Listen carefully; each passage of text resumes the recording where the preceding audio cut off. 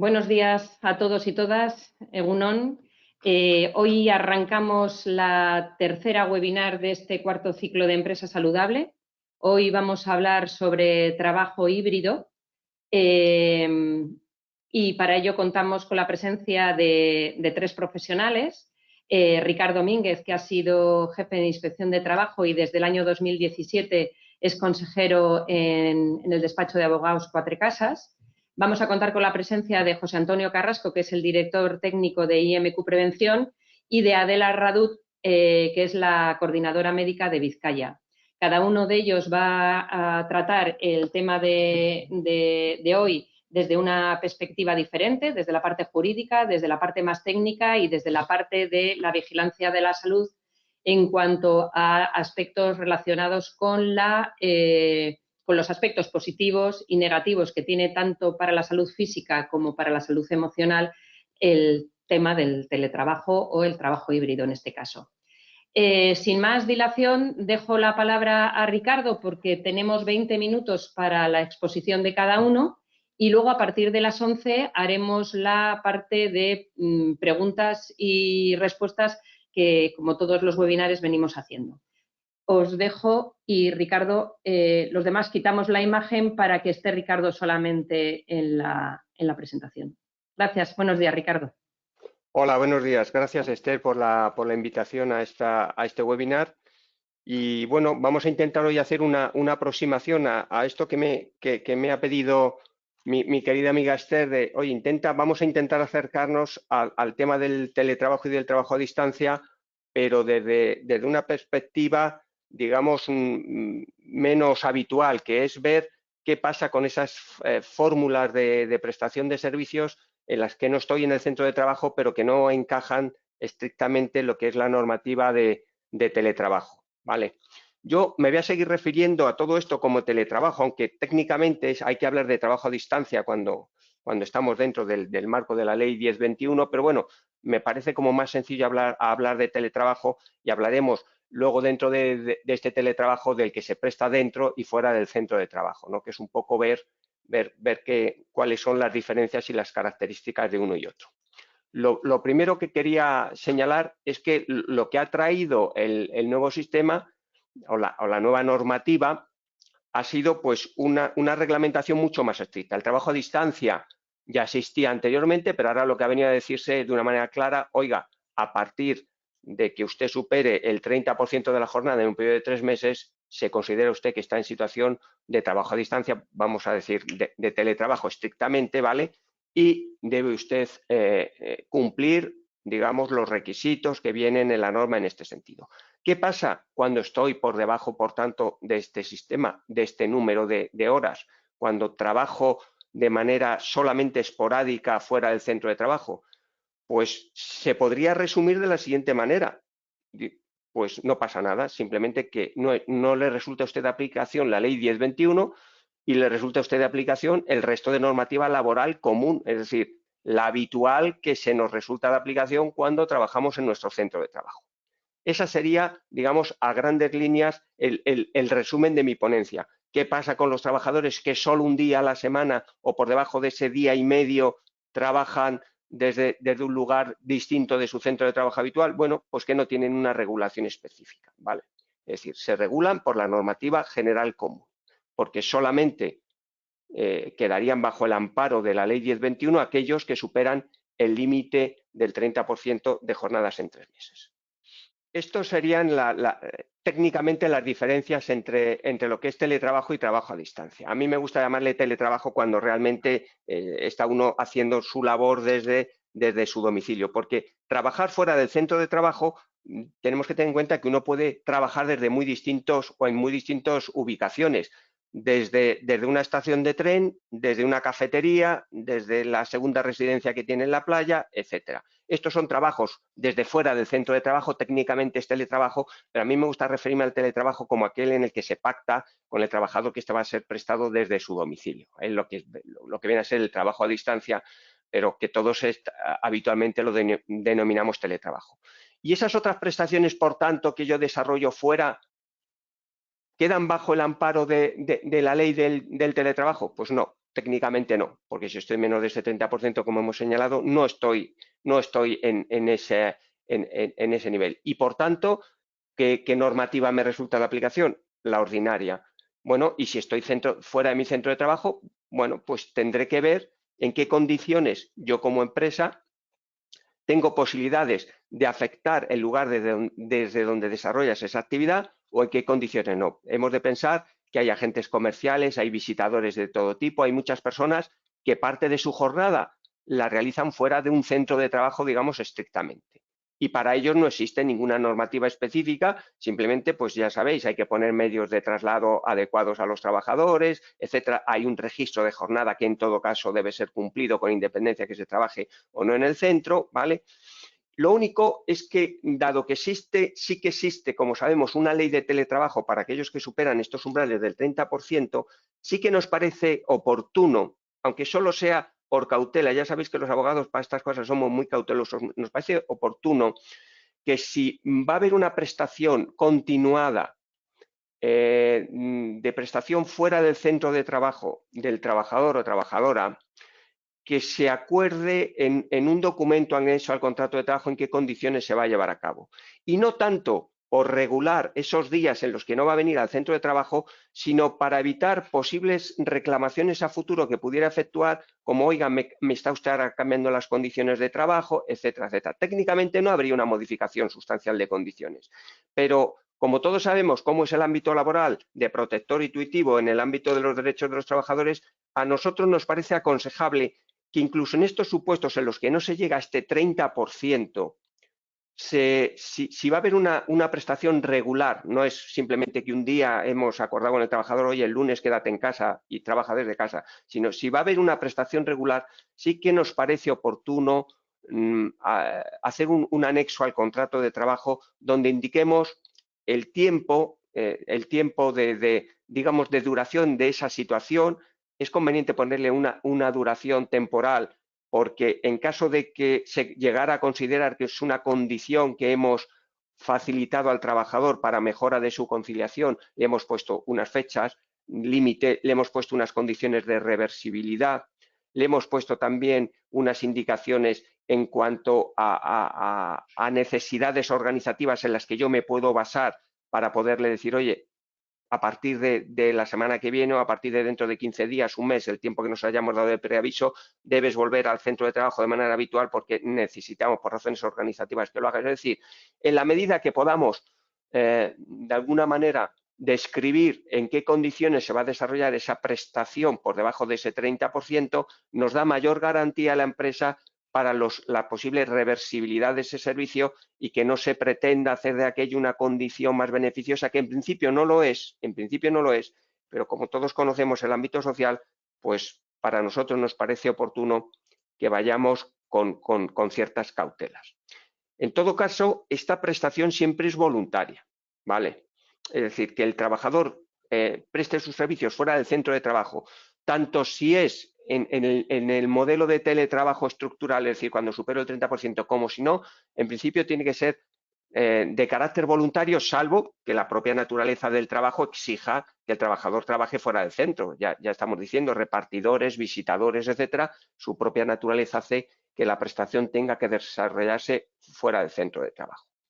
Hemos de tener en cuenta que como medida de conciliación se permite que la adaptación de la actividad laboral para el trabajador o trabajadora se soliciten medidas de teletrabajo, de trabajo a distancia.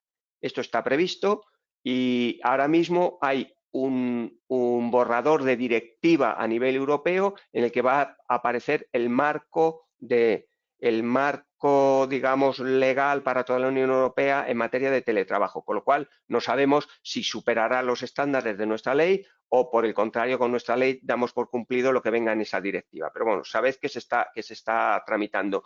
Y también tenemos en este momento un anteproyecto también de ley de familias que también habla de numerosas medidas de compatibilidad de medidas laborales y flexibilidad en el ámbito laboral, que va o recoge también la posibilidad de que el trabajador solicite adaptaciones de jornada con fórmulas de teletrabajo. Entonces, en este caso, ese carácter voluntario y acordado entre las partes, en principio entre empresa y trabajador, pues ya empieza a desvanecerse de alguna manera cuando la persona trabajadora nos pide la prestación de su servicio en modo de teletrabajo de manera continuada, sea por debajo del 30% o por encima, porque para eso no especifica la ley, es trabajo a distancia en todo caso lo que nos puede solicitar, y es verdad que la empresa se podrá negar cuando tenga razones organizativas que le impidan esa fórmula de actividad, pero no vale una negativa sin más, sin justificación. Los tribunales nos van a pedir siempre, en todo caso, que se justifique debidamente si nos negamos a una medida de esta naturaleza. Por tanto, para nosotros, fijaros, ahí os traigo una referencia de una sentencia, es verdad que es de un juzgado de lo social de Avilés, donde no lo reconocen como condición más beneficiosa, pero para nosotros, en todo caso, el celebrar un acuerdo nos da garantía y nos da tranquilidad. Yo creo que es importante en ese acuerdo que figure qué porcentaje de trabajo a distancia se va a hacer, desde dónde, cuando este se realiza evidentemente desde el domicilio del trabajador, porque también nos va a servir para evitar situaciones como nos ha pasado en alguna empresa, que el trabajador había señalado un lugar de teletrabajo en su domicilio y luego pues estaba pues desplazado 800 o 1000 kilómetros en una segunda residencia que tenía porque desde allí le resultaba más cómodo. Eso es necesario preverlo y es necesario establecer unos límites, porque luego si se le cita para una reunión, etcétera, pues puede tener problemas de desplazamiento. Luego, evidentemente, como trabajador, tanto se supere o no este umbral del 30%, está sometido al control horario de la empresa y a la necesidad del registro horario. ¿Qué esto quiere decir? En este sentido, que hay que llevar un registro que sea fiable, que valide los tiempos de trabajo y los tiempos que no son de trabajo, y esto es una obligación que corresponde a nivel de empresa. Por tanto, sea la manera en que se preste el servicio dentro o fuera del centro de trabajo, es necesario llevar este registro horario. Y luego podemos incluir en este tipo de acuerdo pues alguna circunstancia en relación con los equipos informáticos que va a utilizar, si son propios, si son facilitados por la empresa, etcétera. Ya sabéis que en este sentido, cuando superamos este umbral del 30%, entramos en una serie de obligaciones de compensación de gastos, de facilitación de medios, etcétera, ¿vale? Que no incurriríamos si estamos por debajo de este 30% porque técnicamente no nos resulta de aplicación la ley del teletrabajo.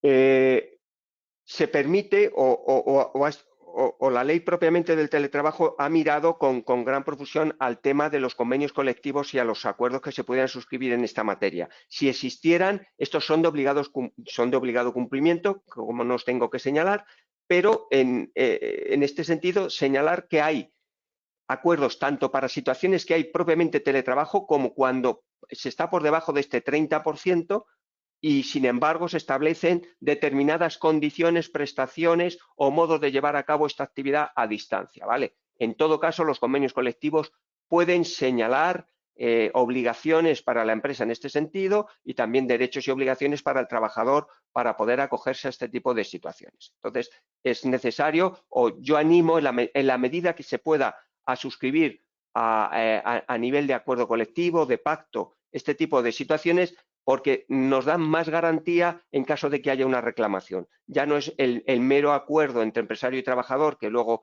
solamente tenemos la normativa como marco de referencia, sino tenemos un convenio colectivo acordado o un pacto de empresa, lo cual nos da más garantía de lo que allí se ha establecido es lo que ha de ser cumplido. Si vamos a las fórmulas de teletrabajo, por encima de ese 30% tenemos una obligación de dotación de medios, hemos señalado. Por tanto, si lo podemos incluir dentro de estos acuerdos o pactos colectivos, mejor. Si estuviéramos por debajo, ¿tendríamos esta obligación? En principio no. En principio no, salvo que lo hubiéramos acordado.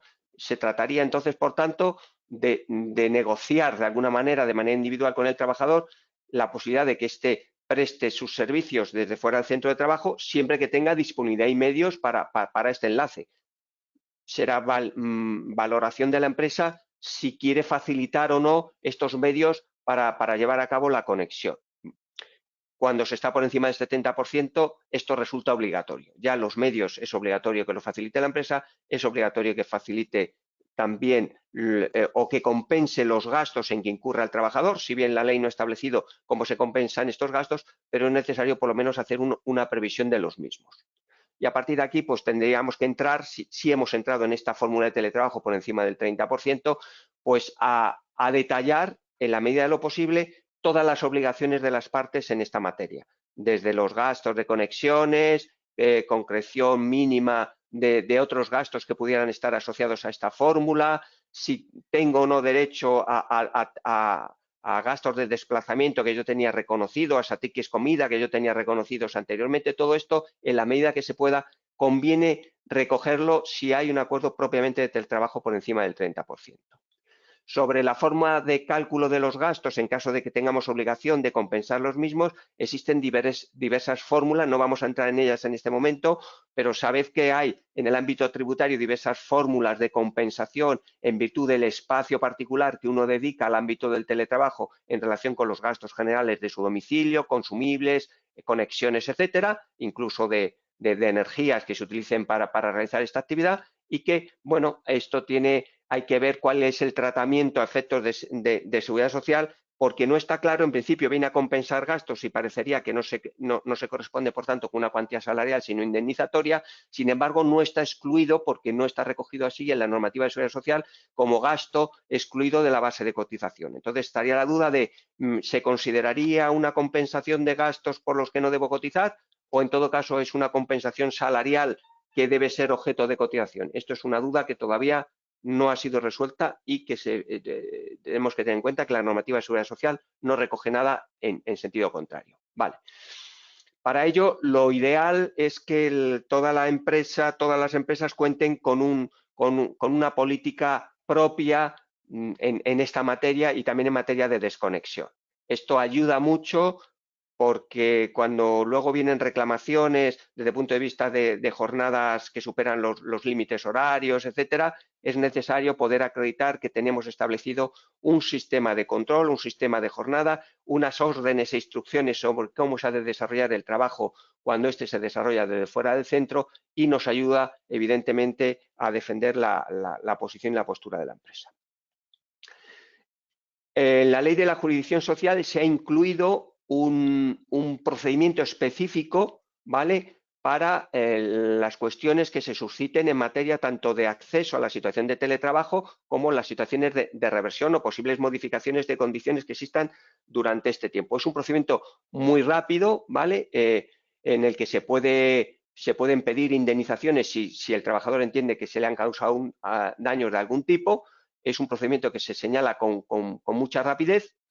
Se puede solicitar informe de la inspección de trabajo.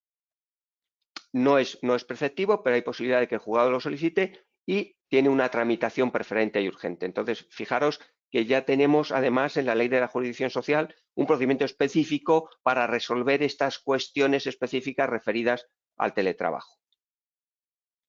Y por último, y con esto voy a terminar ya, una serie de recomendaciones prácticas que nosotros consideramos que pueden ser de utilidad. Es bueno primero que se plantee la empresa cuáles son mis necesidades en esta materia. Es decir, ¿estoy en condiciones de facilitar a los trabajadores situaciones de teletrabajo? ¿Me conviene, no me conviene? ¿Se puede considerar además como una mejora de condición de trabajo para el conjunto de la plantilla, que va a ser bien recibida? Eso es una cuestión que se lo tiene que plantear toda organización a nivel estratégico. A partir de ahí, pues ver en qué departamentos, cómo podemos implantar esas medidas o qué alcance pueden tener, porque es muy posible que no puedan tener, obviamente, alcance para la totalidad de trabajadores. Si podemos establecer una prueba práctica para ver qué tal nos funciona y ver cómo nos organizamos en esta materia, pues sería lo ideal. Ponemos un sistema, digamos, de prueba piloto, vamos a ver qué tal nos va la situación y nos vamos un poco viendo si tiene una repercusión negativa para lo que es el día a día de la empresa.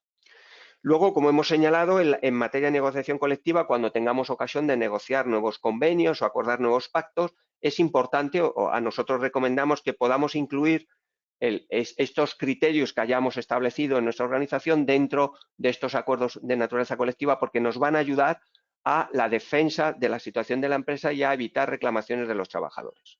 En este tipo de acuerdos, ¿qué es lo que aconsejamos? Bueno, porque se fija una temporalidad, 1 o 2 años, ¿vale? Para que nos vamos dando tiempo para ver cómo va funcionando. En caso de que no funcione, pues le hemos puesto ya una fecha límite. ¿Qué condiciones de reversibilidad para el servicio, tanto para empresa, para trabajador, preavisos o razones organizativas? ¿Qué mecanismos de control nos vamos a establecer para regular la actividad de los trabajadores, tanto en materia de seguridad, registro horario, etcétera? Si esto, de alguna manera, lo incluimos dentro de las medidas de flexibilidad y conciliación que puedan solicitar las personas trabajadoras con ocasión de la atención de sus necesidades familiares, y luego ver, en su caso, si vamos a utilizar algún tipo de compensación de gastos para hacer frente a la posible situación de teletrabajo, y en su caso, el acceso a los mecanismos de formación que vamos a poner o que tenemos que poner en juego en el ámbito de la empresa para, digamos, que las personas que están en esta situación de teletrabajo no vean perjudicada su situación por el hecho de no estar de una manera presencial en la empresa. Y yo creo que con esto agradezco vuestra atención y luego quedo un poco a expensas de lo que me queráis preguntar. Gracias, Ricardo. Muchas gracias por ajustarte al tiempo, que hoy tenemos además más limitado que en otras ocasiones.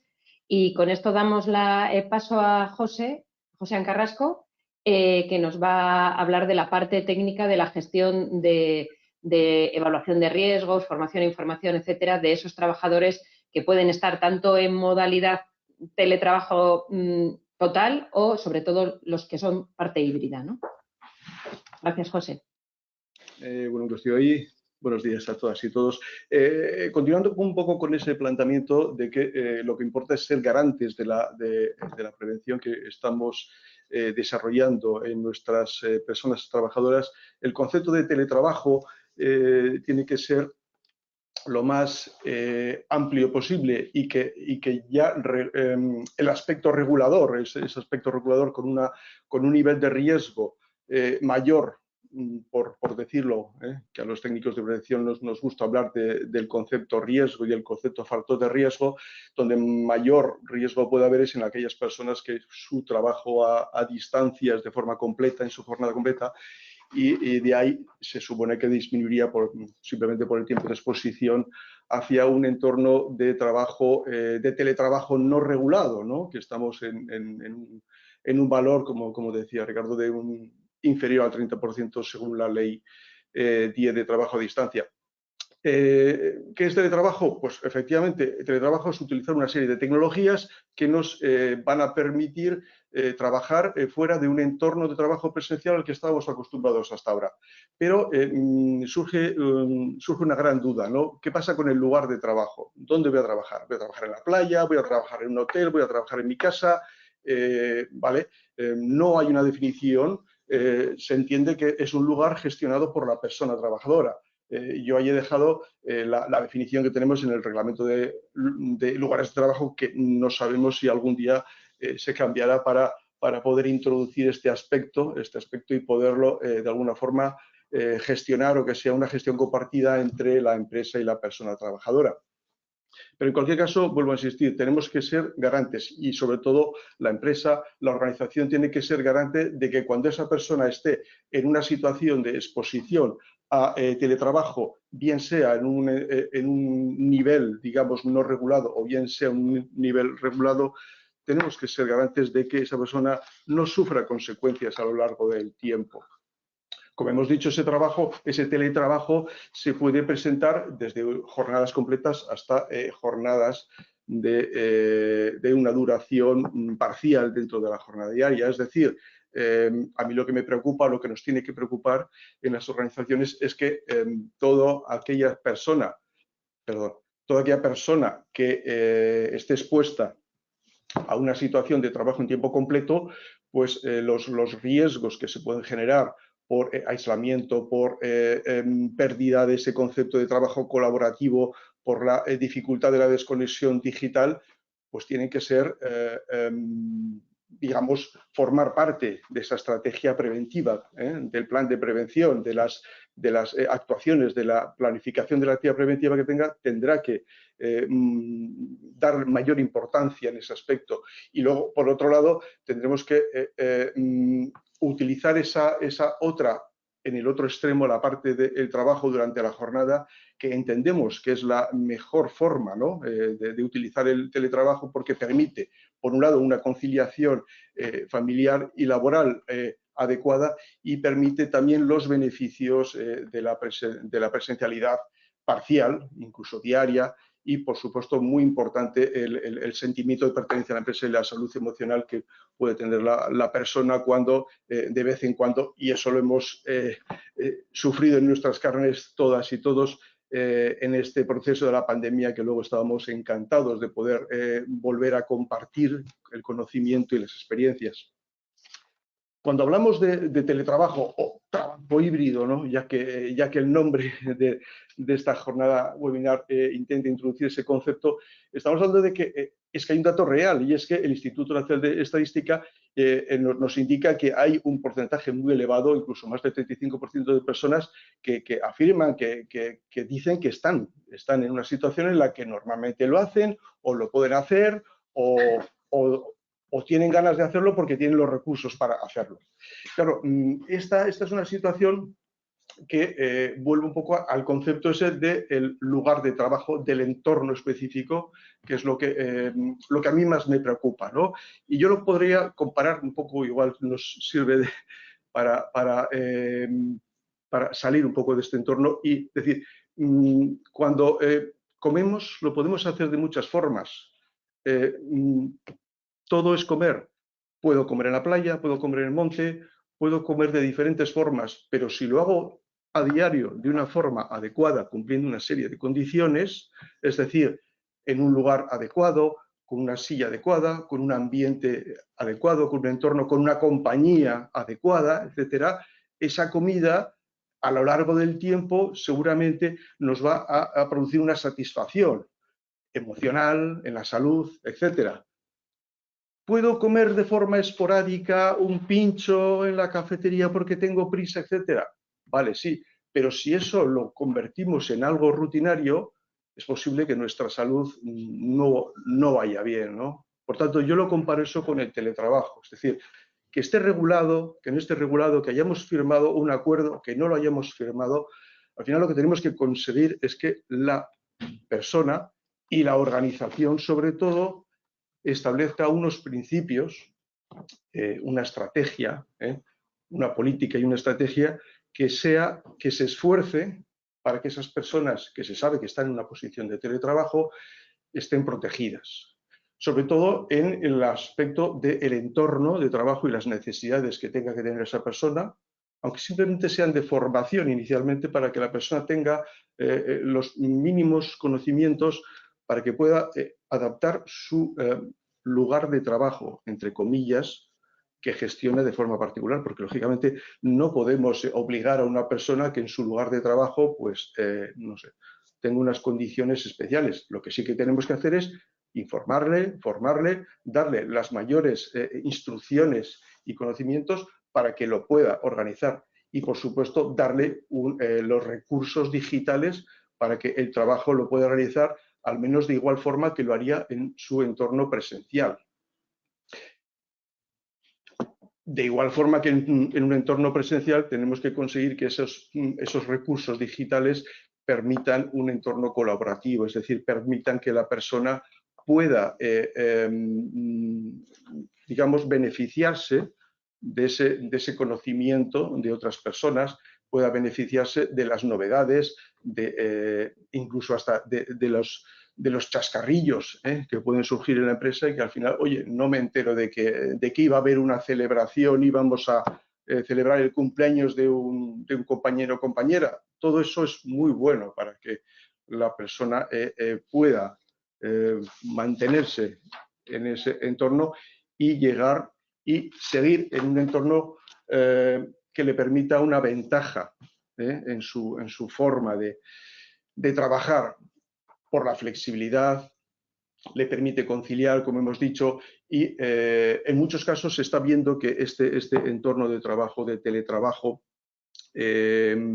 marcando unos objetivos y unos proyectos definidos, permite que la persona desarrolle con mayor eficacia esos proyectos y con los objetivos marcados, ¿no? Se está viendo y, por supuesto, nos ha hecho, y eso lo hemos visto a lo largo de la pandemia, que desarrollemos una tecnología, que innovemos, que tengamos equipos más adecuados, que utilicemos redes wifi, que utilicemos redes a través del teléfono móvil, etcétera, y nos permite esa flexibilidad de que nuestro entorno de teletrabajo pues pueda ser el adecuado.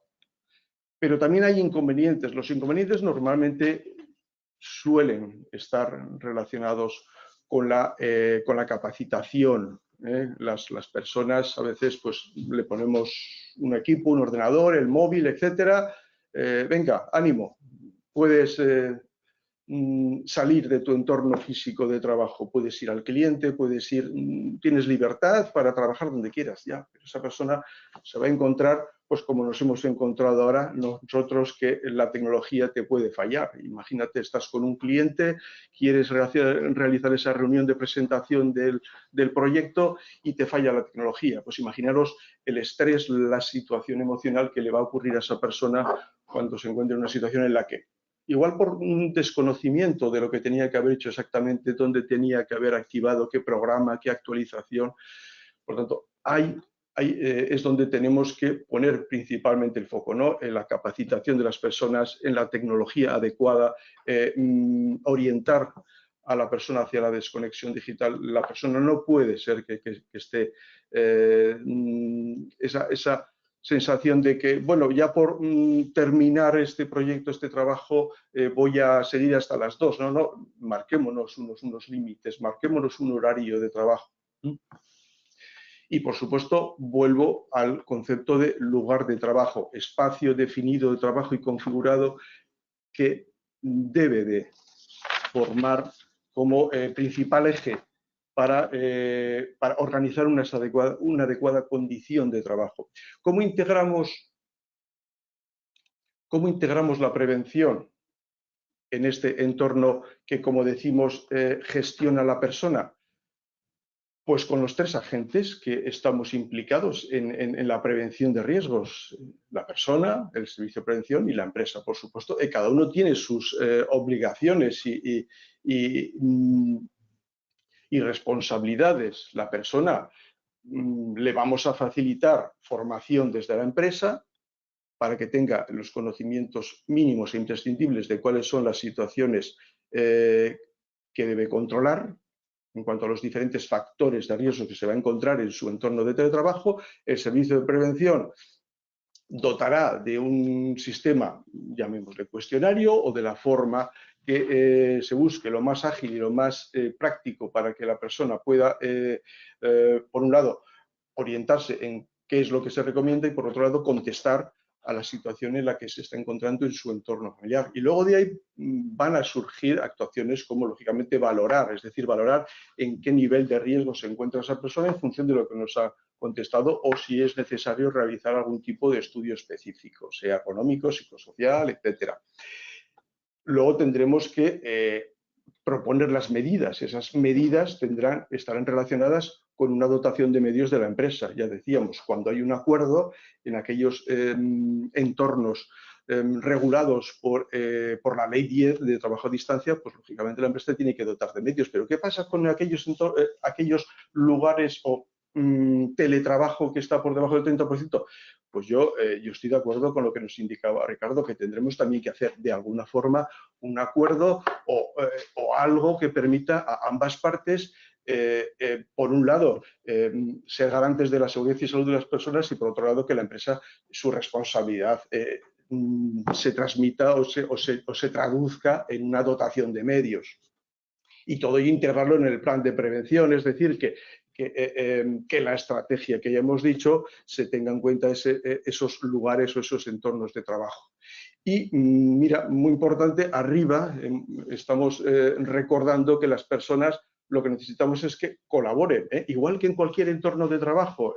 Recordad que la mejor forma de hacer prevención es empezar por el suceso, por el suceso que no ha generado ninguna pérdida de ninguna consecuencias, pero ha sido un casi, esos incidentes. Por tanto, cuando las personas se encuentren ante ese tipo de situaciones, necesitamos que lo transmitan, porque vamos a poder gestionar el riesgo de una forma mucho más sencilla cuando no ha producido una consecuencia en la persona.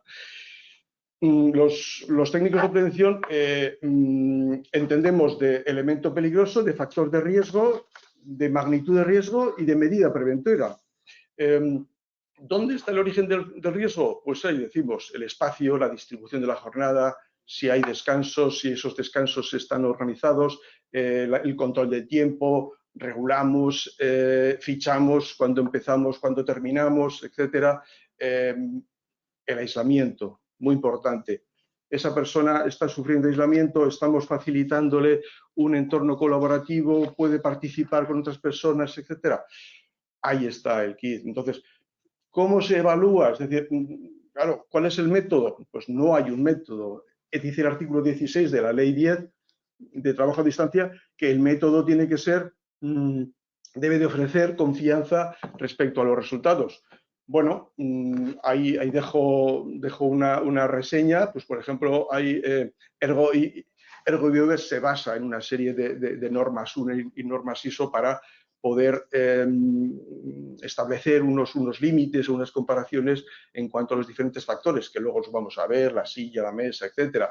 También os dejo el método Rosa, que es un poco más simplificado y se basa más en el concepto postural, porque solamente se centra en la silla, el teléfono, la pantalla, el ratón y el teclado. De una forma muy sencilla, muy práctico y objetivo, pues va indicando, lo podemos ver en la NTP del instituto, que nos podemos descargar en internet, y es gráfico y sencillo y prácticamente podría servir para que cualquier persona, aunque no sea técnico de prevención, se dé cuenta de cuál es la posición correcta de la silla, del teléfono, de la pantalla, y cuál es, al contrario, cuál es la posición más peligrosa, digamos, de mantener en el tiempo, ¿no? Por tanto, puede servir, como digo, como un método de autoevaluación, por decirlo de alguna forma. Hay que evaluar, es decir, hay que darle una magnitud de riesgo. Cuando identificamos ese riesgo por el método, normalmente se está utilizando el método a través de cuestionarios que realiza la persona trabajadora en su entorno de teletrabajo, pues hablamos de riesgos ergonómicos principalmente, ¿no? También hay psicosociales, pero bueno, la mayoría son riesgos ergonómicos que producen problemas de algias, de microtraumatismos, etcétera, a través de la exposición en el tiempo. Por tanto, nos centramos principalmente en los de riesgo 3, ya que estamos acostumbrados en el entorno empresarial a priorizar en función de una magnitud de riesgo. Normalmente, a partir de un riesgo de nivel 3, tendríamos que establecer medidas, sí o sí, por lo menos a corto o medio plazo. Y en un riesgo de tipo 2 o tipo 1, pues bueno, hay que tenerlo en cuenta, hay que hacer un seguimiento para ver si eso puede, a través del tiempo, generar algún tipo de problema en las personas trabajadoras. Si nos centramos en la silla, muy importante, situaciones de riesgo, que la silla... José, perdona que te interrumpa, 3 minutos. De acuerdo, sí, ya me falta poco. Que la silla que no sea convencional, que la silla nos permita regular. Y vamos a la mesa. Uno de los aspectos importantes es que la mesa tenga un espacio de unos 120 centímetros. ¿Por qué? Porque nos permitirá colocar todos los elementos que necesito, es decir, la documentación, el monitor, el portátil, el ratón, etcétera. Mesas de más de 120, pues no sería recomendable. Que sea una superficie adecuada, que la altura sea adecuada. Claro, no podemos sentarnos en la mesa de la sala. La mesa tenemos en el salón cuando vemos el partido y tomamos la cerveza, pues la altura no es de 74, 76 centímetros. Vuelvo ahí al concepto ese, definamos cuál es nuestro espacio de trabajo. La pantalla, ¿cómo tiene que ser la pantalla? Pues la pantalla tiene que ser o poderse colocar a una distancia mínima de 40 centímetros, pero luego lo que suele ser muy importante es el elegir el tipo de pantalla. Lo más frecuente es que la empresa nos dote de un portátil. Claro, trabajar con un portátil de forma puntual, por ejemplo, para contestar los correos, incluso valdría sentarnos en el sofá, ¿de acuerdo? O en la cafetería. Pero claro, pero si nuestro trabajo en teletrabajo ya es un trabajo, no sé, de un día a la semana o incluso de 2 días o de una jornada de varias horas, trabajar en un portátil pues no es lo más adecuado. En esos casos lo que tenemos que tener es bien colocar el portátil a una altura adecuada, que la altura sería la de los ojos normalmente, y disponer, pues por ejemplo, de un teclado y de un ratón adicional que nos va a permitir un trabajo más adecuado, más ergonómico y que, por supuesto, no vamos a tener ese cansancio y esos problemas de espalda del cuello que luego supongo que Adela nos va a desarrollar con más detalle. El ordenador, pues que no esté en el borde de la mesa, porque nos tenemos que apoyar por lo menos en la mesa. Ahí recuerdo los problemas de túnel carpiano, ¿no?, que nos pueden surgir a través del tiempo. Los accesorios, hombre, no hay un nivel de riesgo especial en los accesorios, pero bueno, pero siempre será bueno tener un sistema de manos libres, etcétera, disponer de teclados adicionales. El entorno y espacio, importantísimo. Tenemos que definir cuál es nuestro entorno de trabajo, tenemos que definir las condiciones de ese entorno. No vale cualquier sitio, no vale cualquier sitio. Tenemos que, incluso la temperatura, pues esos 17, 27 grados, una humedad adecuada, una iluminación que nos permita incluso compartir en la medida posible la luz natural. Todo ello yo creo que aquí es donde tendríamos que poner el foco de manera muy importante para conseguir, como digo, que no nos genere unas consecuencias en la salud a lo largo del tiempo de exposición. Y la organización, por último, como séptimo factor que analizamos, que no por ser el último, yo creo que es el más importante, ¿no? Es cómo las personas tienen que tener. Esto yo lo comparo con una carretilla automotora. Las personas que conducen una carretilla automotora les han capacitado, les han enseñado a conducir una carretilla automotora, pero necesitan, es decir, están capacitados, pero necesitan una formación en prevención de riesgos para esos aspectos básicos de conocer los factores y qué tienen que actuar en ese sentido. Aquí es lo mismo, en teletrabajo yo puedo estar capacitado para realizar teletrabajo porque tengo equipos, tengo conocimientos informáticos, etcétera, pero necesito una formación en prevención de riesgos que me explique estos aspectos básicos de los que estamos hablando ahora. Y poco más. Y ahí os dejo esa frase. Si es que tenemos que estar conectados, pues bueno, vamos a poner los límites, ¿no? Muchas gracias, Muchas José. gracias a todos. Muchas gracias porque ha sido muy concreto, muy conciso. Y bueno, ahora damos paso a Adela. Como hemos dicho antes, en el último periodo de la webinar se producirá la rueda de preguntas que la gente nos lance y si no, algunas que a mí ya me van surgiendo. Adela, te dejamos. Buenos días a todos. Yo soy la última en esta ronda de presentaciones y no porque la parte de la salud sea la menos importante, ¿no? Porque siempre las condiciones de trabajo nos afectan y médicamente, que es la parte que nosotros comprobamos diariamente, pues puede tener consecuencias por el tipo de trabajo y esta modalidad, en concreto la híbrida. Esta semana comentaba con personas que llevan tiempo, más bien desde la pandemia, con este formato de trabajo y hay opiniones para todos los gustos y está claro que la motivación o la situación, las condiciones personales y peculiares de cada persona importan, influyen y hace que una modalidad sea más adecuada o tenga menos consecuencias negativas o lo contrario. A mí me gusta mucho en esta definición poner que el lograr conciliar las comodidades y exigencias de las personas trabajadoras con las necesidades productivas para conseguir alcanzar esos objetivos diarios que tenemos puede ir sumada o puede ser una combinación de la libertad y la madurez que hace que se alterne trabajando en la oficina y en casa.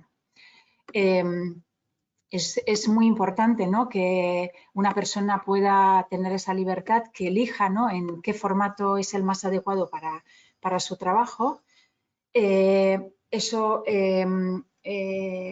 puede ser un signo de madurez, es decir, yo necesito un control. Se ha hablado anteriormente del control horario, del seguimiento de una persona que está fuera de la oficina, de la ubicación de dónde debería o podría trabajar, o legalmente cuáles podrían ser las condiciones en las que desarrolle la actividad. Y esto es muy importante y hace que la productividad y la capacidad que tenga la propia persona pues tengan unas características u otras. Bueno, ahora no sé si se ve bien mi pantalla, que parece que ya se ve perfectamente. Se han coordinado.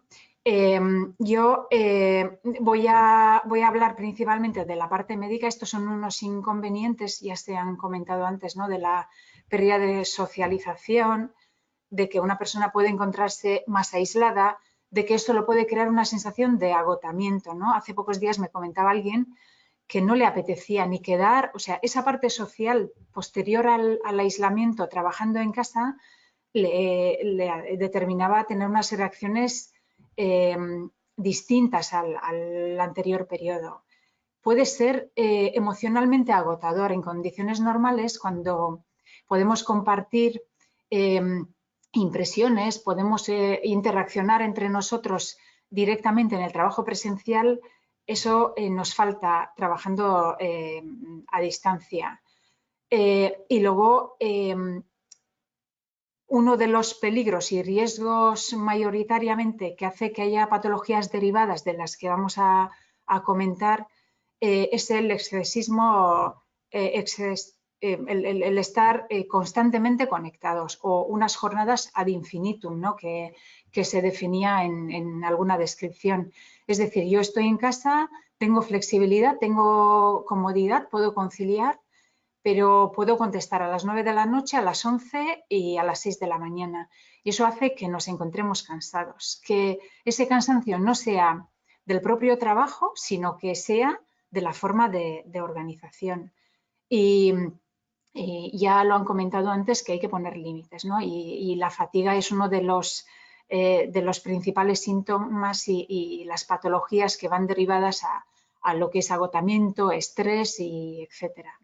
Luego también hay una mayor dependencia psicológica, ¿no?, tecnológica, la tendencia de comprobar si tengo un correo, si me han llamado, si igual tengo una llamada perdida, igual, o sea, esa dependencia no nos beneficia y hace que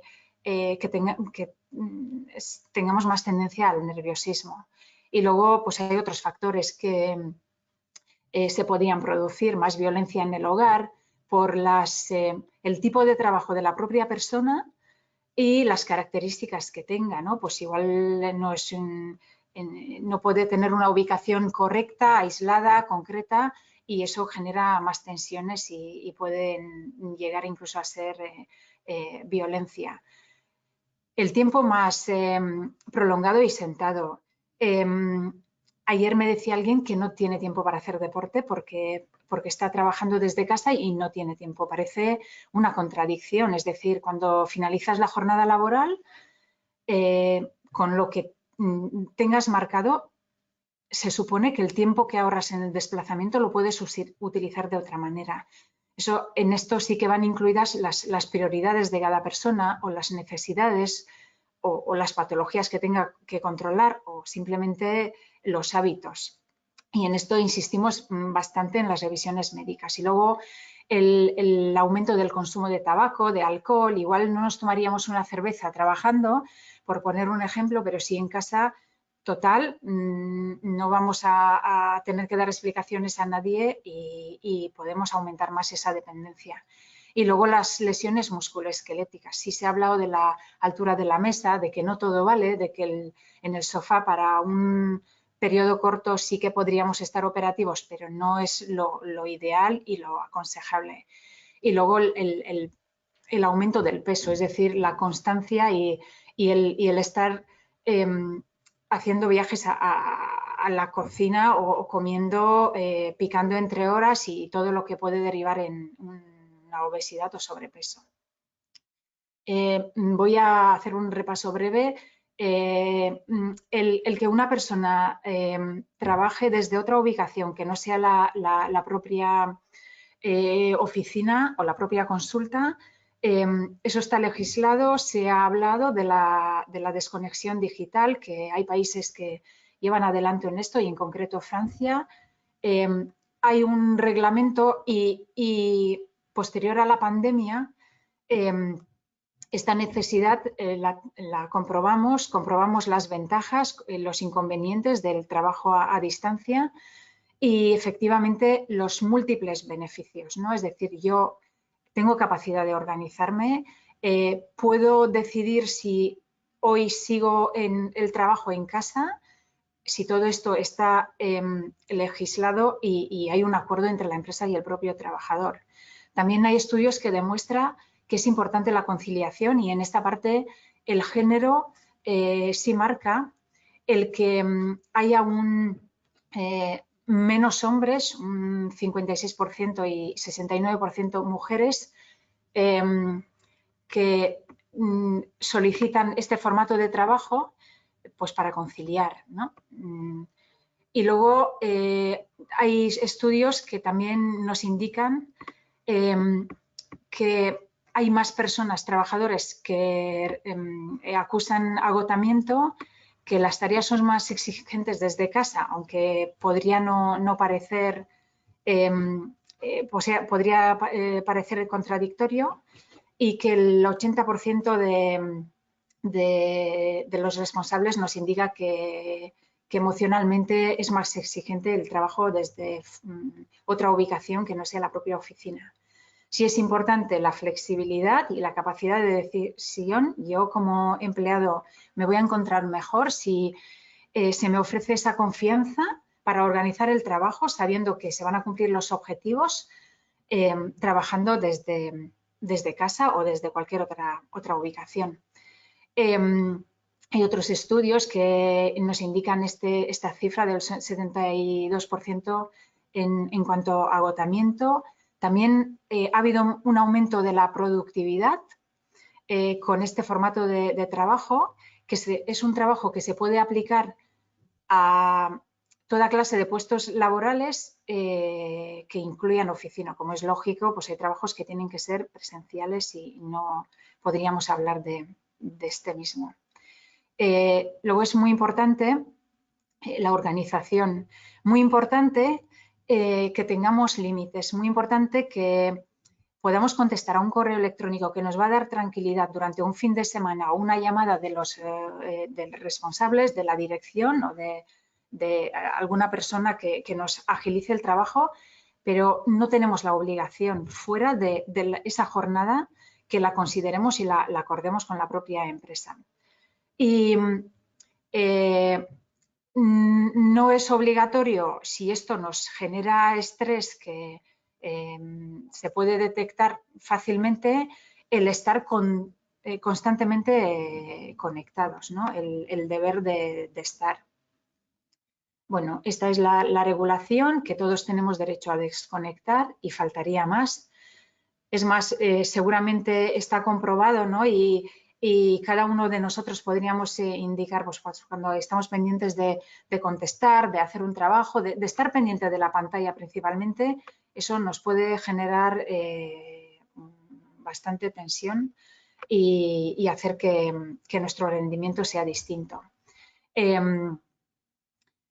La desconexión digital es una de las condiciones indispensables, ¿no? Aunque en ocasiones tenemos la sensación de que podemos prolongar la jornada, de que estamos bien, si no mantenemos esos hábitos saludables de los que hablaré a continuación, no podemos, es imposible desde el punto de vista de la salud que una persona pueda estar operativa muchas horas del día y no descanse.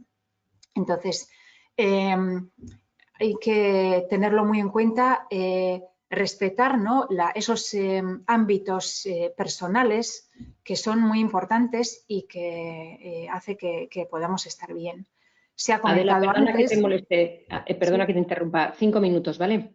Vale. Gracias. Se ha hablado de los ambientes de trabajo. Todo esto puede producir patologías, es decir, según donde trabaje, puedo tener alguna patología derivada del uso no adecuado de las pantallas, o tener una iluminación no adecuada y que tenga más riesgo a conjuntivitis o fatiga ocular, o que la ventilación no sea adecuada, o notar más deslumbramiento.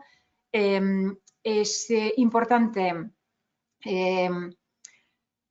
estar cómodos en el formato que elijamos de trabajo. Es importante que estemos informados de los procedimientos que hay para los posibles accidentes de trabajo, estando fuera del centro físico. Que todo esto es un desafío y que es un trabajo que lo comprobamos a partir de la pandemia, pero que lo vamos a usar en el futuro por la comodidad que supone. Tiene como ventajas la conciliación, la facilidad, la rapidez con la que se contesta, la flexibilidad, el que no tengamos que estar en la ubicación de siempre, con la misma jornada de siempre, sino que podamos tener otras facilidades y ventajas, que podamos evitar la carga de la física, ¿no?, en una sedestación prolongada. Podemos evitar esos desplazamientos prolongados. Nosotros en la parte médica lo que tenemos últimamente bastantes reclamaciones de teletrabajo, en concreto porque en muchas de las ocasiones hay una patología orgánica y hay una distancia del centro físico al trabajo. Entonces, no es que el trabajador tenga una patología que le impida desplazarse, sino que ese tiempo en desplazamiento lo prefiere utilizar de otra manera, y pueden los síntomas de una patología que tengan mayor intensidad y que nos reclame teletrabajo.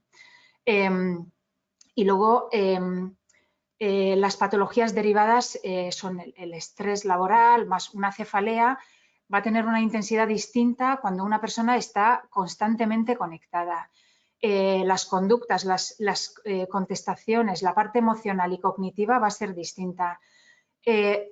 Alguien me preguntaba, bueno, yo si decido y la empresa está de acuerdo, vivir pues un periodo de unos meses fuera de la península o otra ubicación en una isla, por poner un ejemplo, ¿eso sería posible? Claro, eso según el tipo de trabajo nos daría la tranquilidad y el descanso posterior a la finalización de la jornada de trabajo, pero sí que tenemos que tener cuidado, ¿no?, porque no todo vale, como veis en esta imagen.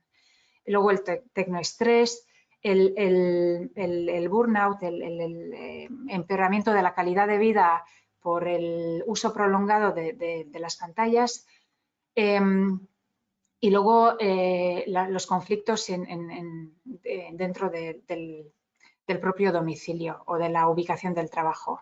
Por lo tanto, es muy, muy importante que nos cuidemos, es importante que cuidemos la alimentación en el formato que sea de trabajo, aunque sea el teletrabajo o el trabajo híbrido. Tenemos que ser rigurosos con el tiempo de trabajo. Tenemos que tener cuidado con toda la parte ergonómica de la que se ha comentado, y si consideramos que necesitamos alguna modificación, lo tenemos que comunicar a la empresa, porque una enfermedad profesional derivada del uso incorrecto de las tecnologías luego puede tener una vinculación no adecuada. Por lo tanto, hay que intentar tratar la causa y no llegar a un efecto no deseado. Tenemos que separar los espacios, tenemos que evitar las distracciones, y eso es muy importante. Es decir, una jornada de trabajo en la que estando dentro del domicilio nos podemos distraer de 1000 maneras, hace que la propia carga tenga un mayor aumento. El ejercicio, muy importante, el deporte, por las endorfinas que contrarrestan esa carga mental diaria, y es un hábito que nos lo tendríamos que plantear más por el tiempo que supone poder trabajar desde casa y evitar ese desplazamiento. Es muy importante el equilibrio, la desconexión digital, y esta es una forma de cambiar el trabajo que va más allá de lo que es la rigidez de la oficina, que en esto participan todos los ámbitos, desde la dirección hasta el propio trabajador, participando y proponiendo el formato más adecuado, y es un mundo en continuo cambio y que lo vamos a vivir con necesidad de perfeccionamiento, como toda novedad en esta vida. Y esto es todo. Gracias. Muchas gracias, Adela. Muchas gracias por tu presentación. Me quedo con lo que has dicho de estar cómodo en el formato, cómoda en el formato, y me quedo con que esto vamos a tener que ir perfeccionándolo porque es nuevo para todos y para todas, ¿no? Bueno, a partir de ahora entrarán preguntas, pero yo me quedo por hacer un resumen de lo que nos comentaba Ricardo. Me parece muy importante que, independientemente de que en el trabajo híbrido no cumplimos el requisito de estar por encima del 30%, me parece fundamental recogerlo en un acuerdo y en esas condiciones que tú establecías, ¿no? Un acuerdo de no más allá de 2 años para poder hacer los ajustes que sean necesarios, de que pueda volver a ser reversible. Yo tengo el conocimiento de una persona en concreto que cuando ocurre la pandemia se va a teletrabajo, a priori está muy contenta y muy feliz en el teletrabajo, pero una vez que la situación revierte y ya empieza la gente a volver, pues en su empresa ven que el modelo de teletrabajo para el trabajo que ellos realizan está muy bien y mantienen el teletrabajo. 2 años después de iniciarse la pandemia, esta persona está en un tratamiento psicológico porque ha aumentado lo que decíamos, ¿no? De las consecuencias que dices tú, Adela.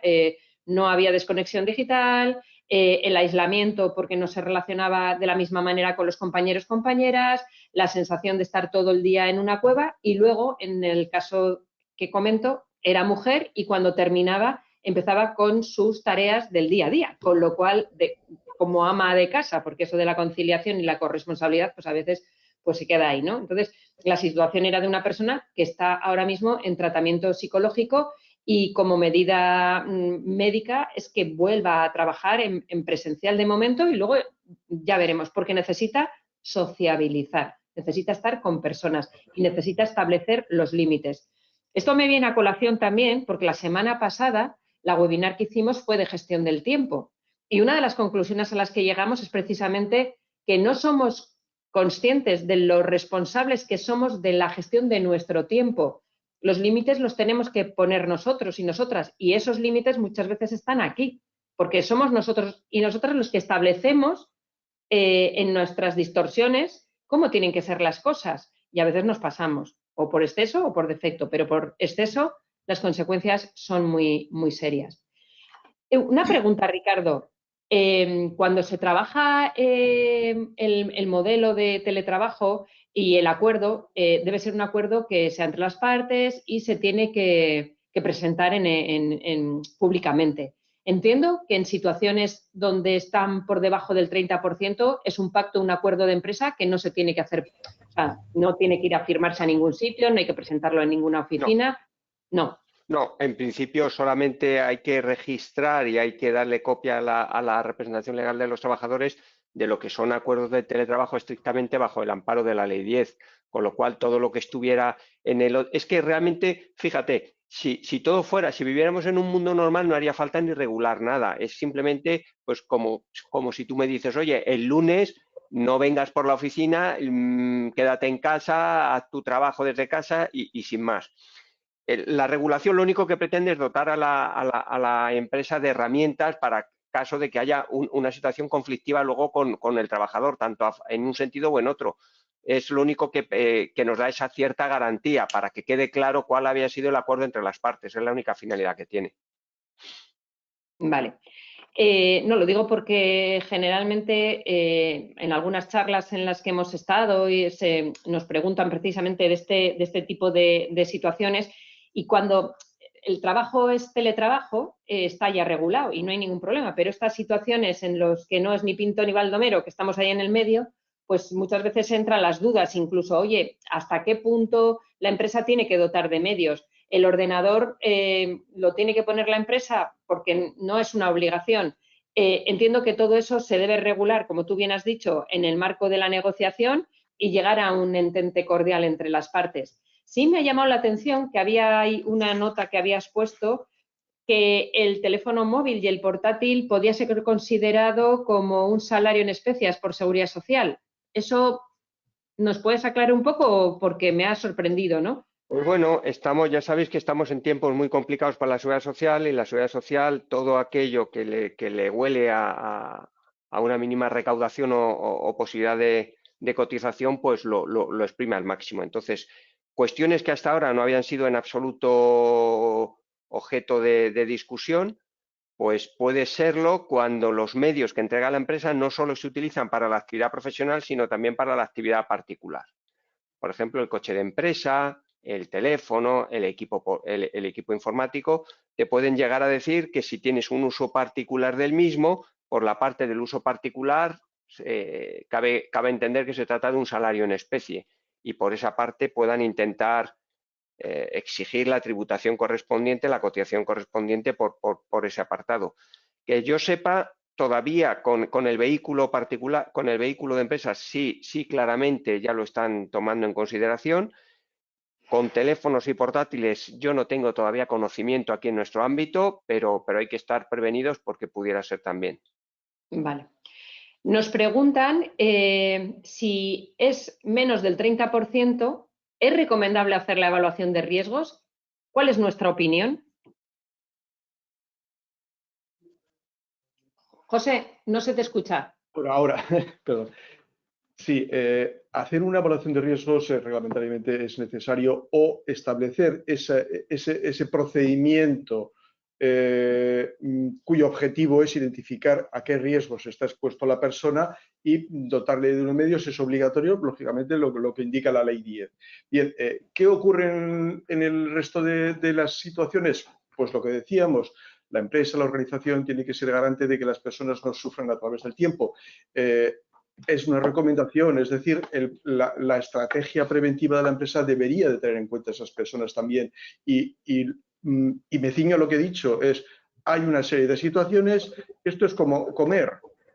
Si lo hago todos los días y de una forma inadecuada, tarde o temprano me va a ocurrir algo. O bien me voy a poner un poco fondón o fondona, o bien algo me va a salir mal. Por tanto, pongamos en marcha situaciones que nos garanticen que nuestra responsabilidad como empresas se está desarrollando.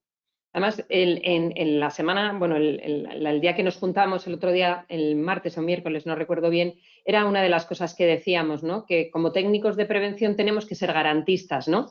Que tenemos que saber que las personas trabajadoras están en las mejores condiciones posibles, independientemente que estén por debajo de ese 30%, que esa es nuestra responsabilidad y lo vamos a saber a través de la evaluación de riesgos y es la mejor manera. Nos preguntan también si hay algún modelo de cuestionario para que la persona que teletrabaje ayude a identificar los riesgos en el lugar donde se desarrolla este trabajo. A ver, hay diferentes modelos de cuestionario que cada servicio de prevención o cada, digamos, acuerdo de asesoramiento y apoyo entre el servicio de prevención y la empresa se pongan en marcha. Es decir, no hay uno establecido, no hay una nota técnica de prevención con la cual podamos tirar de él. Yo, por ejemplo, aquí he hablado de 7 factores que son los 7 básicos factores que deberíamos de tener en cuenta, al menos en un cuestionario. Nosotros, por ejemplo, en nuestras empresas, pues estamos utilizando un cuestionario que desarrolla principalmente en esos 7 factores que estaba mencionando. ¿Hay otros cuestionarios? Sí. Nosotros entendemos y nos apoyamos un poco en esos criterios que he expuesto antes, metodologías del ERGO-IBV, planteamientos del método Rosa, etcétera, y hemos conseguido algo sencillo y práctico, pero insisto, no hay una metodología obligatoria que tiene que ser con X factores, etcétera. José, una cosa, a mí me consta que el trabajo que hacéis es que la persona trabajadora cumplimenta el cuestionario, se pueden incluso sacar fotos, pero incluso la propia ley establece la posibilidad de acudir al domicilio de la persona trabajadora para verificar in situ las condiciones de los lugares de trabajo. ¿Eso lo podríamos hacer también en el caso del trabajo híbrido? Sí, como indicado en ese proceso de integración de la prevención, la persona se le tiene que dotar de un cuestionario y una formación. Bien, con esa formación, muy importante la formación, será capaz de aportarnos datos a través de un cuestionario. Por tanto, nosotros como servicio de prevención vamos a poder valorar, vamos a poder proponer acciones, sobre todo en aquellas situaciones que detectamos riesgo. Oye, es que está trabajando en una mesa de 50 centímetros de alto. No puede ser.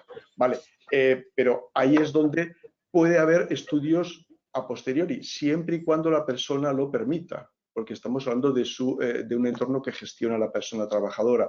Por tanto, si se acuerda con la empresa que efectivamente se haga visitas para hacer una valoración, llamémosle objetiva, por un servicio de prevención, pues y hay un acuerdo mutuo, es decir, la persona luego lo permite, claro que se puede hacer.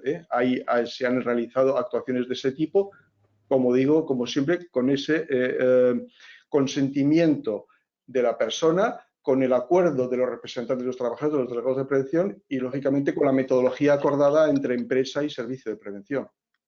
Fíjate, Esther, ahí sería un acuerdo perfectamente válido que en los acuerdos de teletrabajo fijemos que para permitirte hacer teletrabajo, si lo vas a hacer de manera regular, permitas que un técnico de servicio de prevención se desplace a tu domicilio y pueda hacer una evaluación de los elementos esenciales para lo que decía José, que no haya una situación desfavorable que luego repercuta negativamente en tu salud. Sí, de hecho, fijaros que ahora mismo están, a cuenta de lo que estamos diciendo, nos están preguntando, así que aunque sea menos del 30%, hay que dotarles de mesa, silla, teclado, ratón, ¿es correcto?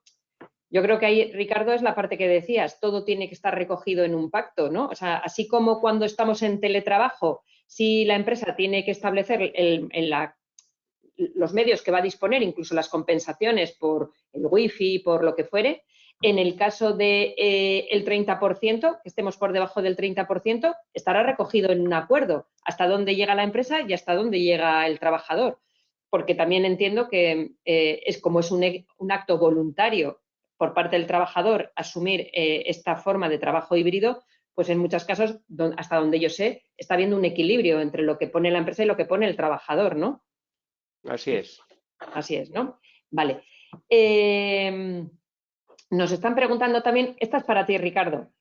¿Es obligatoria la compensación de gastos que en caso de teletrabajo o es posible acordar con el comité de empresa que en caso de teletrabajo sea la persona quien asume los gastos de luz y la empresa solo facilitar a los medios informáticos? ¿O deberá además la empresa asumir el coste de una silla ergonómica en caso del que el trabajador lo solicite? Yo creo que aquí habría que diferenciar entre lo que es en la situación de teletrabajo y la situación de trabajo híbrido, porque hay una que la obliga la ley, y ahí obliga la ley, y en otra donde está recogido en pactos o acuerdos, ¿no? Ricardo. Sí, lo único que es verdad que se ha preguntado mucho si era posible pactar para gente que esté en situación de teletrabajo estrictamente por encima del 30%, si era obligatorio pactar la compensación de gastos o se podía pactar que no se tuviera que hacer esa compensación. Aunque esto quedará a la interpretación de los tribunales, tal como viene en la redacción de la ley, yo me inclino a pensar que no cabe eludir esta obligación, porque lo dice claramente de una manera taxativa, que deberán establecerse.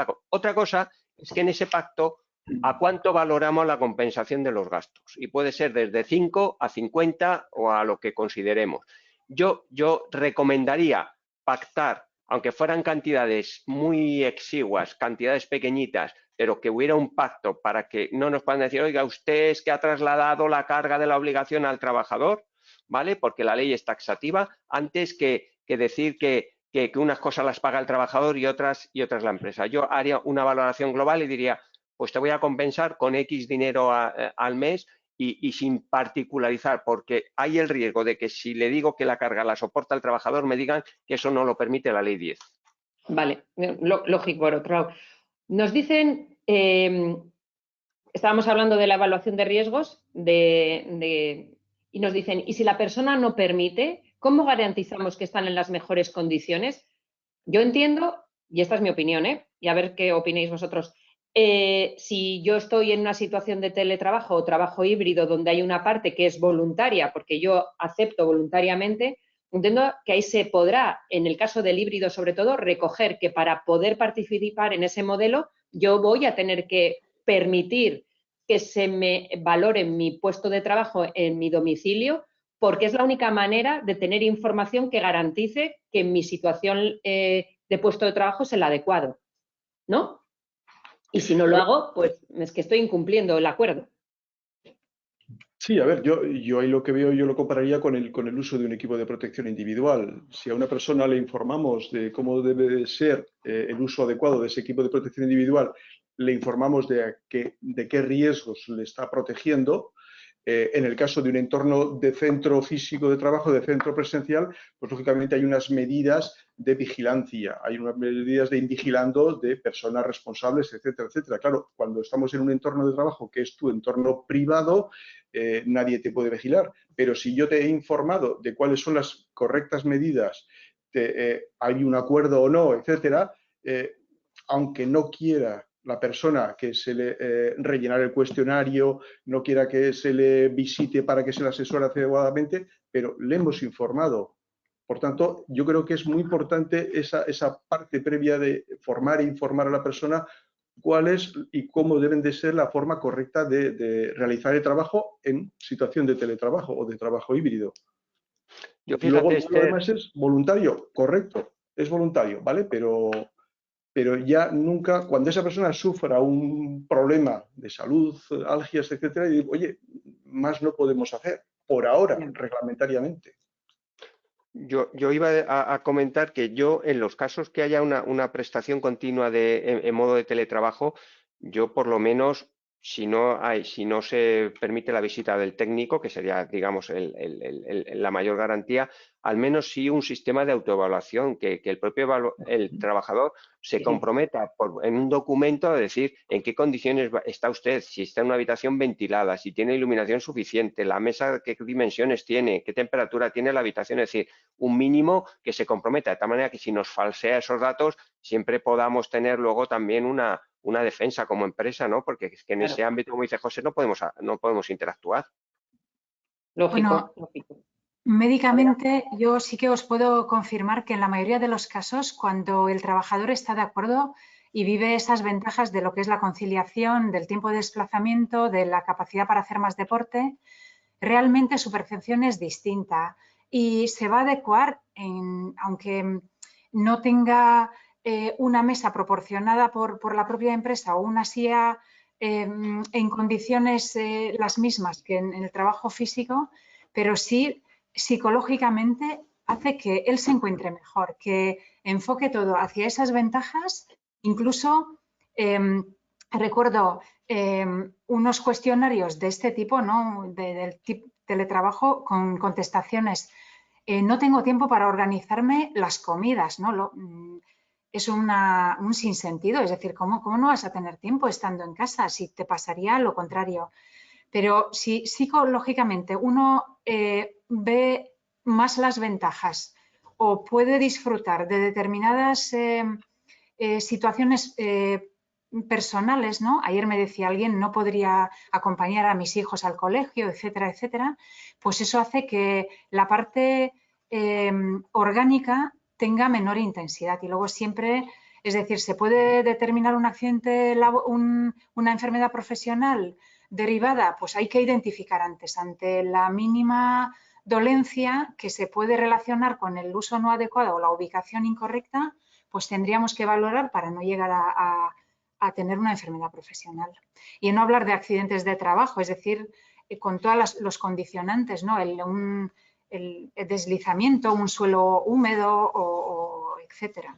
Eso nos están preguntando también. Si en una situación de teletrabajo, menos del 30% en el híbrido, perdón, en el caso de que durante el horario de comida esa persona sale de su lugar de trabajo y se produce un accidente, si se te considera también accidente in itinere, y nos dan las gracias por la respuesta que vayamos a dar. Ricardo, creo que hay alguna sentencia ya sobre ese tema, ¿no? Ya una caída en el domicilio particular ya ha sido considerada como accidente de trabajo. Es verdad que al final es un análisis muy casuístico, donde lo que se busca es ver si hay alguna relación entre el momento y el lugar donde tiene ocasión el accidente y la actividad laboral, ¿vale? Entonces, si tiene esa conexión, enseguida lo van a calificar como accidente de trabajo, porque estaba pensando también en una sentencia muy reciente de una persona que se accidenta en la habitación del hotel cuando estaba desplazado en un viaje de trabajo, y ahí el tribunal no lo considera accidente de trabajo porque dice que en el momento ese estaba desvinculado de cualquier actividad particular. Dice, sí, está usted desplazado con ocasión del trabajo, pero en el momento que usted se cae en el baño de la habitación del hotel, ahí no estaba usted. Eso, exactamente. Entonces, esos pequeños detalles pueden ser el elemento determinante de que sea considerado o no. Es que nos pregunta una persona si mientras estoy en casa teletrabajando aprovecho ratos para hacer la comida y por un descuido sufro algún tipo de percance, ¿cómo se gestiona eso? Yo creo que esto está respondido con lo que acabas de decir. Eso ya es tu ámbito personal y ahí, pues, por compón, ¿no? O sea, eso es como si no estás trabajando. Hay que tener cuidado con los fuegos. Sí. Bueno, luego una cosa que me parece muy importante, ¿no? Hasta ahora las evaluaciones, o sea, los reconocimientos médicos, Adela, tienen un carácter muy físico. Aquí se abre una pelota o un globo muy importante para toda la gestión de la parte más psicoemocional, ¿no? ¿Estáis notando vosotros de estas personas que están o bien en teletrabajo o en trabajo híbrido esos elementos que estabas comentando tú de más situación de estrés por falta de desconexión o incluso por el aislamiento? ¿Estáis notándolo?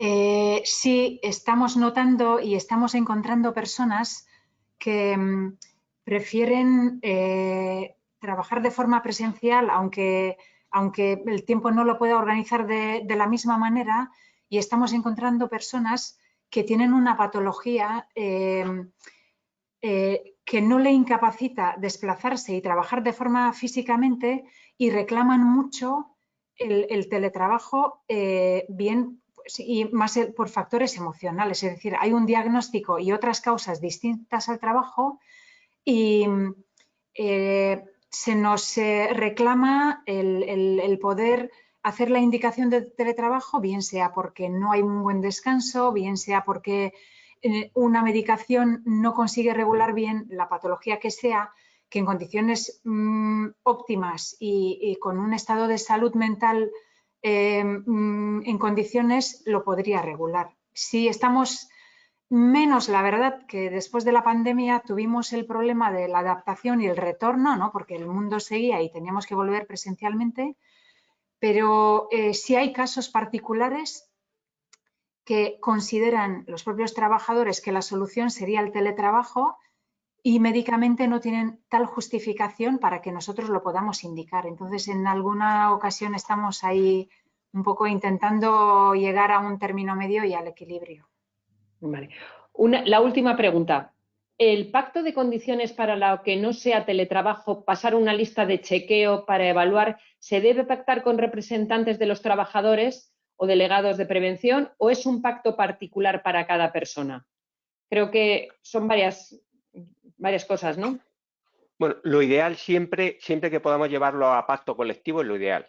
O sea, vamos en el escalafón digamos, de más garantía, estaría si lo llevamos a un convenio colectivo estatutario, sería la mejor solución, evidentemente, mejor solución porque es la más garantista. Luego, en un escalón inferior, un pacto de empresa, evidentemente, tiene que ser con la representación legal de los trabajadores y, en último término, pues el acuerdo con el trabajador individual. Es la jerarquía de fuentes del propio derecho laboral la que nos marca la trascendencia del acuerdo. Cuanto más alto podamos llegar en el acuerdo, mejor. Vale, pues esta era la última pregunta. Pues deciros que muchas gracias a los tres, habéis estado fantásticos y fantástica. Es una gozada poder hablar y que las cosas queden, por lo menos a mí, me han quedado bastante claras. La semana que viene nos volvemos a ver, hablaremos sobre gestión del estrés. Si os vais dando cuenta, estamos haciendo como una especie de círculo porque prácticamente todo está relacionado, todo nos afecta a las personas a nivel físico, a nivel mental, y nuestra intención es poderos dar tips para poder gestionar de forma más adecuada la seguridad y la salud de las personas. Muchísimas gracias, Ricardo, por tu disponibilidad. José, muchísimas gracias. Y Adela, encantada de que participes con nosotros, como siempre. Un placer. Hasta el viernes. Agur, agur. Agur. Hasta luego.